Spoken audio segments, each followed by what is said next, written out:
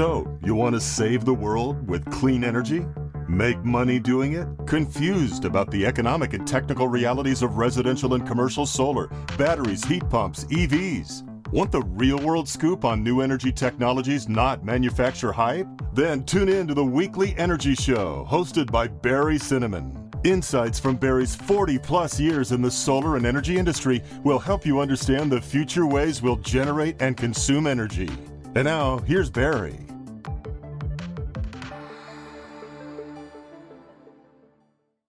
Welcome to this week's Energy Show. Now, we take it for granted that you can just put solar on your home or business anytime, just like you make any other energy-saving improvement. But the reality is there are a host of restrictions on solar and battery storage. Some of these relate to safety concerns, and the solar industry is very engaged with making sure that systems are installed safely, and we're working with the industry to make sure that these things happen. On the other hand, many of the restrictions, the reasons why costs are higher, you just can't put solar on your roof, are due to obsolete laws and regulations and arbitrary profit-motivated utility rules. For example, it used to be in my hometown, you can't install solar power on your roof if it's visible from the street. Luckily, CalSA managed to fix that with the new Solar Rights Act, and that's good in most of California, but there's other places around the country where these arbitrary aesthetic issues still impede solar. Or there's limits on the size of the system, or there are electric rates that favor incumbent utilities and penalize solar customers, or there's financing restrictions that prevent solar leases, like in Florida. I get it. Incumbent industries have economics behind them. They have millions of dollars to suppress competition from rooftop solar, and the solar industry is relatively tiny. On the other hand, polling shows that 95% of the people support solar. The significant policy changes in our country happen when citizens make their voices heard. Politicians listen to their constituents. The challenge is organizing the millions of people in the U.S. who have solar on their homes, or have solars on the businesses where they work, or simply work in the solar industry. The Solar Rights Alliance was founded to empower these millions of solar citizens. It's a nonprofit organization based in California, and their mantra is everyone should have the right to generate his or her own power directly from the sun, and that no monopoly company or special interest should try to block or own the sun. Dave Rosenfeld is the executive director of the Solar Rights Alliance. He spent his career building movements and institutions that expand freedom, liberty, and justice, including work with the National Public Radio, the Public Interest Research Group, and the Public Interest Network. And Dave is also an alumnus of Rutgers, my home state's university. So welcome to the show, Dave. Hey, thanks for having me, Barry. All right, great. Tell us a little bit more about what you're doing with the Solar Rights Alliance. Yeah, and thank you so much for that introduction. I think you nailed it right on the head. So the Solar Rights Alliance is a new group of almost 6,000 California homeowners, renters, and businesses who have solar, want solar, or support solar. And we stand up for everyone's right to choose solar. And we started because, as you mentioned, rooftop solar is under attack by the electric utilities. They're spending millions of ratepayer dollars lobbying to make it harder and more expensive for people to choose solar energy. We believe that you have a right to make and store your own energy from the sun without the utility in the way. We believe you should be able to interconnect your solar system to the grid quickly and cheaply without red tape. And we believe that you should get a fair credit for the extra solar energy that you share back to the grid. And these rights are under attack. We fight back by making sure that solar consumers' voices are heard by politicians and regulators. And then we also help solar users get good information about buying and maintaining their solar and storage systems. We're pretty new. We're growing quickly. We have almost 6,000 members now, and there's, nearly 800,000 installed solar systems in California. So the sky's the limit about how big and powerful we could become. Yeah, boy, I mean, 6,000 is a really, really good start. But, as we start getting into the tens or hundreds of thousands, that's a lot of voters. But what can citizens do? I mean, why should individuals or businesses join the Solar Rights Alliance? Well, there's strength in numbers. As you said, the electric utilities, they are an incumbent industry. In 2015 alone, they spent $6.5 million on lobbying and campaign contributions to elected officials here in California. That's $55,000 per member of the state legislature. And unless you're a billionaire, which almost none of our listeners are, you are not going to be able to match the utilities on that kind of playing field.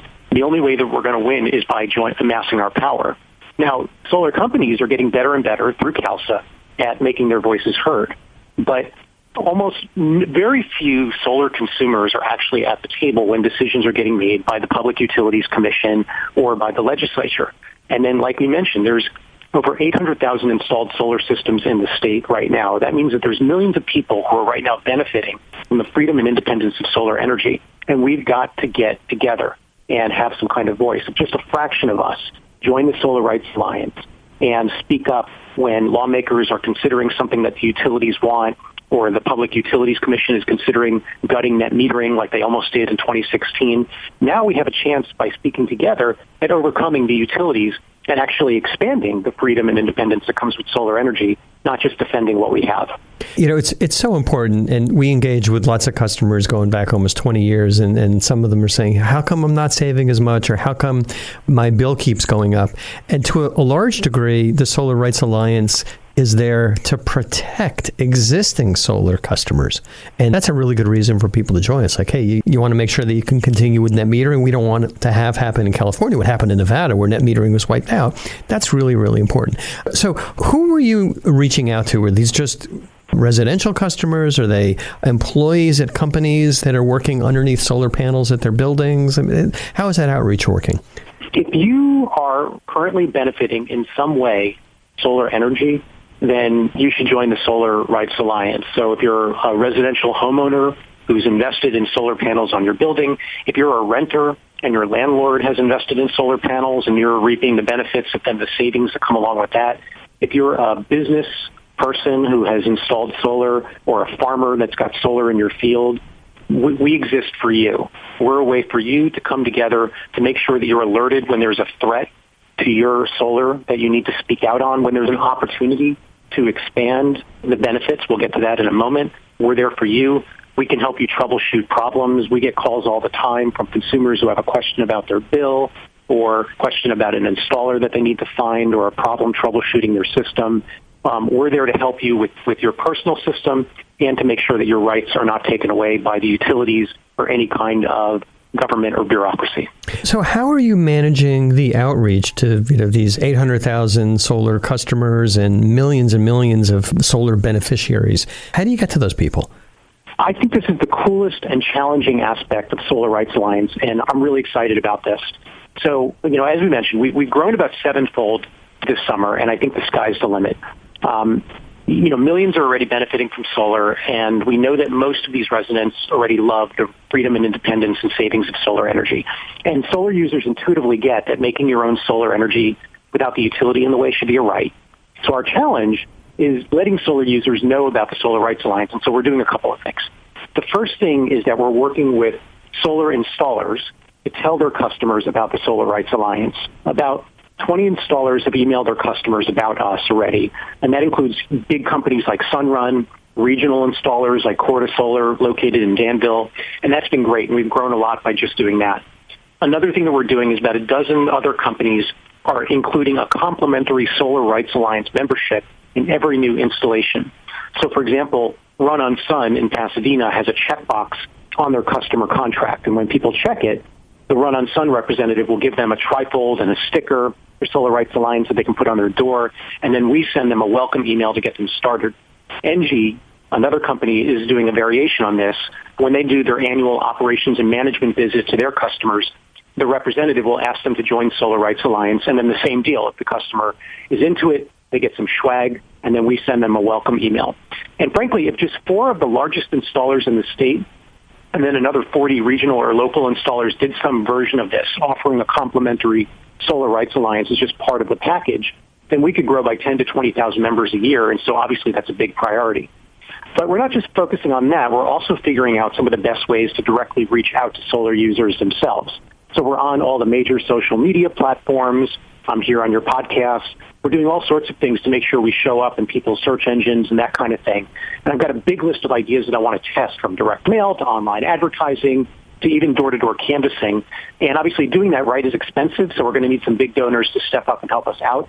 But we've got no shortage of ideas, and we're getting started on a bunch of them. And, if we just keep at it, I know that we can grow to be a really huge voice for solar users. Well, all right. So normally, Dave, I put a pitch in here for Cinnamon Energy Systems, but the heck with that today. How can people get in touch with the Solar Rights Alliance? How can they join? Okay, so it's really, really easy and it's free. So go to our website, which is solarrights.org. It's very straightforward. Solarrights, one word, .org. And there's a huge button that says join. And all you got to do is just provide a little bit of contact information and boom, you're there. It's totally free. We want to make it as easy as possible for you to be in the tent, to get information, to have opportunities to take action. All right. And so anyone that's listening, we encourage you to do that. Okay, perfect. All right, Dave, so on your website, you talk about the Solar Bill of Rights. What is that Solar Bill of Rights? Yeah, so the Solar Bill of Rights is a new idea for California. The utilities have so much power to undermine the right to choose solar energy that we need a law on the books that guarantees a couple of the basic rights that we think everybody has. So here's what they are. First is our right to make solar energy without the utility in the way. What that means is that when you generate your own solar energy, that's your energy. It's yours first and foremost. It's not the utilities. We'll talk later on about some of the ways the utility is trying to own that energy. But we want to make it clear that when you generate your own solar energy, it's yours. You own it. You have that right. So that's number one. Number two is that you have the right to interconnect your solar system to the grid quickly and cheaply. Now, we have some stuff on the books that gets there. You mentioned some of that earlier. We need to tighten that up and really just once and for all settle the question that when you interconnect to the grid, that's your grid. It's a public grid. This is your solar. The interconnection process should be quick and cheap. And then the third thing is that everyone has a right to get a fair credit for the extra energy, that you give back to the grid. The utilities just shouldn't be the only one that gets to make money on energy. They've had a monopoly for 100 and some odd years. At the beginning, maybe that made sense. It doesn't make sense now. And so when you generate extra energy from solar or from really any kind of clean local source, you ought to be able to get a fair credit for that. Now, Nevada has a law just like this, so there's a precedent for it. And you mentioned this a few years ago. The state did away with net metering, and there was a huge backlash, and the politicians ended up not only restoring net metering, but passed a solar bill of rights to clarify once and for all that everyone's got a right to generate, share, and sell solar energy. And we need something like that for California. We ultimately plan to have the legislature pass this into law in 2019, so next year. But there's no bill proposed yet. We're starting with the grassroots. Thousands of people have already signed the Solar Bill of Rights petition, which is right on our website, solarrights.org. And our members have started talking with some of their state lawmakers about supporting a Bill of Rights for next year. And like I said, we're going to make this one of our lead priorities next year is to try to pass that into law in 2019. And I'll just say one more thing. There's, I think, a lot of benefit to having a law like this on the books. First and foremost, we think it's a preventative strike to just settle the question once and for all that the utility doesn't get to be the only one that owns the solar energy. We want to make it that when you put a system on your roof, whether you're a homeowner or a business, it's clear that that's your energy. And this will head that off once and for all. But then it'll do a lot more, including, making sure that the rights of individuals are not thwarted by homeowner associations or other bureaucracies that keep people from being able to install solar energy quickly and cheaply. It just settles a lot of these questions, hopefully, and gives homeowners and businesses and renters more tools to be able to stand up for their rights. Yeah, I'll tell you, the barriers that the utilities put in place are maddening, and they really can kill the market anytime they want. So, for example, when we put a system in California, the utilities, we usually install the system, then we apply for the net metering interconnection. The utilities can come back after the system was installed, after it's approved by the building department. The utilities can come back, residential and commercial, and they can say, gee, we have a really old transformer in your neighborhood, so you can't connect your system until you pay us a lot of money to do an engineering study, and then since you're the one that wants to put in solar, then pay us to upgrade that transformer. So it absolutely kills the business, and it's getting to be more and more common. Now, from a commercial standpoint, that happens on a relatively high percentage of time. So the utilities are saying, gee, it's our old equipment, and you're the one, you solar customer, the one that's really trying to benefit the grid and save money, you're the one that's going to have to pay for these upgrade studies and the upgrades. That's right. Instead of saying, thank you, Mr. Consumer, for going solar, investing with your own money in this thing and easing the burden on the grid that'll make it easier for us to maintain, instead they come to the solar user and try to punish them by saddling all these costs that they should be bearing to begin with. That's a great example. Yeah, and having some kind of law on the books in California would really help. Now, what are the utilities doing in California to make electric rates unfriendly to solar? Yeah, well, first, there's just what they do to stop people from getting a fair credit for the extra solar energy. We should start there and then talk about the time of use changes. But first, starting with net metering, like I said, the utilities shouldn't have a monopoly on selling energy. Everyone should have the chance to sell their extra energy for a fair credit. But the utilities don't like that at all. And so in 2016, they lobbied really hard to weaken net metering. And that's the reason why you get only pennies for the extra solar energy at the end of the year. It's why those extra credits, by and large, don't roll over to the following year. The utility just keeps it for themselves. And there's a good chance they're going to try to, kill net metering or weaken it even more when the PUC takes it up again next year. So that's one thing they do to just make rates unfriendly. Another thing then is the time of use rate changes that the utility everyone deal with. So just to back up, everyone's evening electricity rates are now more expensive or are about to get more expensive. And the utilities claim this is because more people use the grid at night than during the day. But it sounds pretty fishy because it seems more like a way for the utilities to stick it to solar users at night when their solar panels stop generating energy. And obviously that makes the value proposition of solar worse so that less people sign up. And I think these are more examples of why solar users need to get their voice together, because all of these decisions, whether it's the time of use rate changes or net metering, they were all approved by state regulators. And in most cases, solar users were almost never in the room when it was all going down. And we need to change that and make sure that when these kinds of things are getting proposed and utilities are pushing regulators to do things that would be bad for solar users and for ratepayers overall, that we're in the room and that we're pushing the regulators to do the right thing. I tell you, just like thinking back almost 20 years, the utilities, years ago, they would say, oh, solar's not any good. And then they were required with the renewable portfolio standards to put in solar. And the mantra was, well, solar's really good if we install it. And therefore, the utilities get to rate base that. That means that they get profit on it. But they make it very, very difficult, in some cases impossible, for homeowners to put in. Now, here's the irony. The solar that the utilities are putting in, they're putting this stuff in for 3 or 4 cents a kilowatt hour. Now, if you're putting in a residential system, small system, commercial system, maybe your cost to put the system in might be 4 to 7 cents a kilowatt hour. It's smaller. You don't have the economies of scale.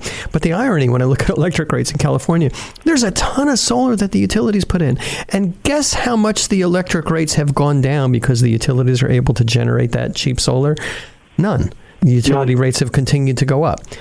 But so the kind of the only thing that businesses and homeowners can do to really reduce their costs, to improve their operating costs, is to put in their own solar. And that's what you guys are trying to fight. Now, as far as these time of use changes, how does that fit into battery storage? Is the Solar Rights Alliance pushing for battery storage systems? Definitely. Oh, yeah. So battery storage could be really the game changer for solar users, not just in California, but across the country and worldwide. And the silver lining on the time of use changes is one way this little game may backfire for the utilities, is that it might actually incentivize more people to move to batteries. Just to take a step back for folks who are listening and may not be familiar with this, is battery storage is basically a bunch of batteries that you put in your home or your business, and it allows you to store the extra energy that your solar panels generate during the day into the battery. So then at night, you can get your energy from the batteries rather than buying expensive electricity from the utility. And obviously, as the expensive electricity from the utility becomes more expensive, there's all the more reason why it would make sense to have a battery system. But the problem has been, up to this point, is that battery technology, although it's very good, it is still relatively expensive for your average homeowner or business. And so in a lot of ways, the price of batteries is kind of where solar was, before about 10 years ago, before 2018.